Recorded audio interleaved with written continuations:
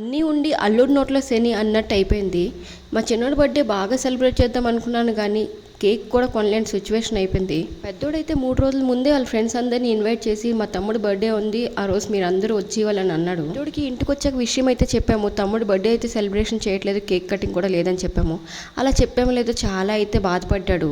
పాపం బర్త్డే రోజు పిల్లలకి బాధ పెట్టడం అని చాలా బాధ అనిపించింది. వాళ్ళు అడిగిన కేక్ కూడా ఇవ్వలేకపోతున్నామని. ఏం చేస్తాము, చిన్నోడికి వైరల్ ఫీవర్, పెద్దోడికి దగ్గు అనమాట. ఇలాంటి టైంలో కేక్ ఎలా ఇస్తాము?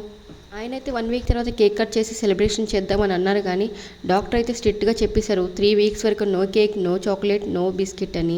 ఆయన అంటారు వాళ్ళు ఎంత సరదా పడుతున్నారు కదా, కేక్ కట్ చేసి సెలబ్రేషన్ చేద్దాము కానీ వాళ్ళకైతే కేక్ పెట్టొద్దు అని అంటారు.